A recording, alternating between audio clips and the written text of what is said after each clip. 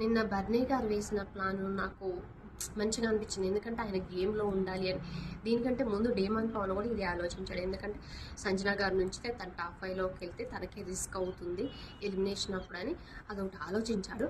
అదేవిధంగా నిన్న భరణి గారు కూడా ఆలోచించి ఏం చేశారు, సంజన గారికి ఓటేశారు. వాళ్ళు నలుగురు సంజన గారికి ఓటేస్తే నేను గేమ్లో ముందుకు వెళ్ళాలి అంటే మీరు ఉండొద్దు, మీరు టాప్ 5లోకి వెళ్తే మాకు గేమ్ రిస్క్ అవుతుంది అని ఇట్లా చెప్పేశారు. తర్వాత సుమన్ శెట్టి అన్నని తీసుకెళ్ళి కూర్చోబెట్టి చెప్తున్నారనమాట, అన్న మనం తన టాప్ 5లోకి వెళ్తే నువ్వు నేను రిస్క్లో పడతాం ఇప్పుడు అని, మన ఇద్దరమే ఎలిమినేట్ అయిపోతాం.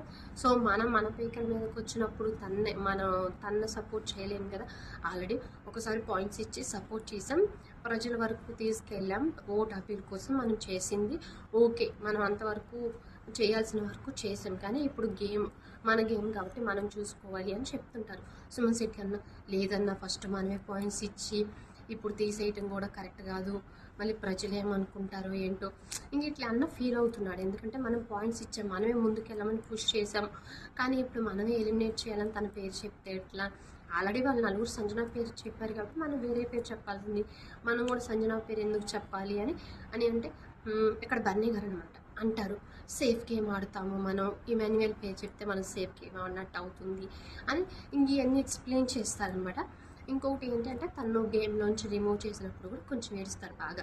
నాకు అనిపించింది అరే అంటే కొంచెం ఏడుస్తున్నారు కదా అంటే ఇక తనూజాకి పాయింట్స్ ఇచ్చారు, వీళ్ళిద్దరు కలిసి ఏడుస్తున్నారు. సరే ఇంకేదైతే గేమ్ పరంగా అయిపోయింది, తీసేశారు. ఫైనల్గా అయితే ఓడిపోయారు, తనూజానే విన్ అయింది.